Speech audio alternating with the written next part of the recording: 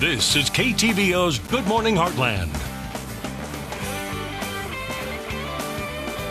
And welcome back. Implementing management techniques that enhance deer habitat or improve deer population demographics can be very rewarding. However, the time frame for achieving results often varies. To learn more about woodland management for deer, we have Ted Seiler from the Missouri Department of Conservation here this morning. How are you doing? Very good. All right, so my first question is, what does woodland management consist of?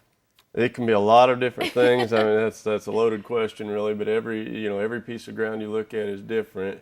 But the real common theme there, I guess, is everybody looks at woodlands and you think that's where your wildlife habitat. And today I want to talk a little bit about deer, but some people think, well, that's where your deer habitat is, and that's kind of a misperception, really, because yes, it's habitat, but there's so much variation from one woodland to the next as far as what's actually out there, what's being provided for deer and other wildlife.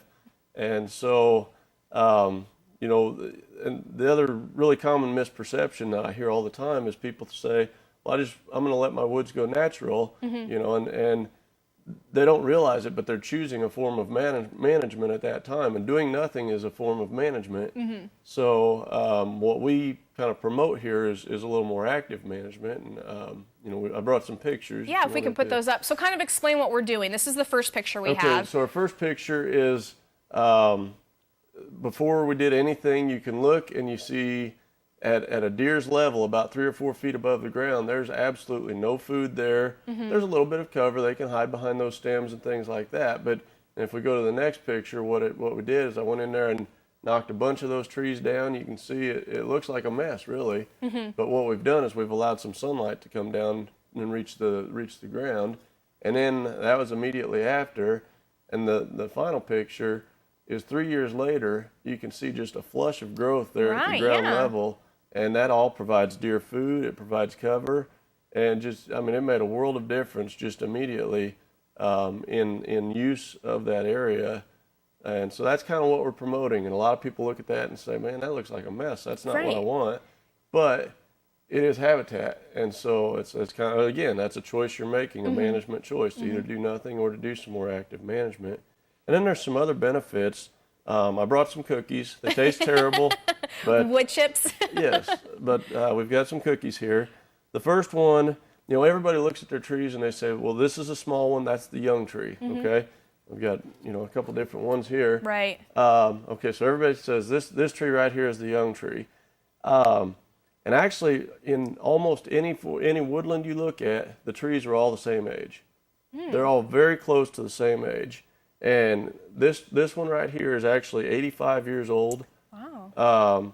This other one is only 70 years old. So for whatever reason, this tree had more sunlight available or whatever. And so this tree is actually older. So people always think, well, let's benefit the young trees, and that's not necessarily the case.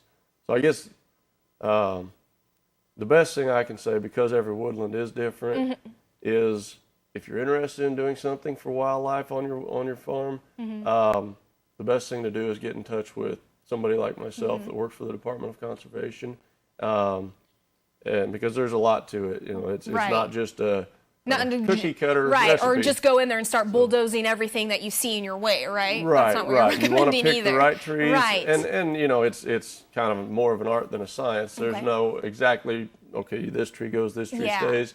But it works essentially like weeding a garden. The trees you want to grow better, you benefit them by making room around those. And then again, as a side benefit, you get all that vegetation at ground level that wildlife can use, and it provides a ton of food and a ton of cover. And that's really important, and it really does make a difference as far as wildlife use. So what we'll do is we have several links that we can link up onto our website at heartlandconnection.com that includes information on woodland management for deer and other habitat, as well as information to get in contact with you if somebody is interested or they have some questions. Sure. So thank you so much for coming on. I appreciate being here. And we'll be right back.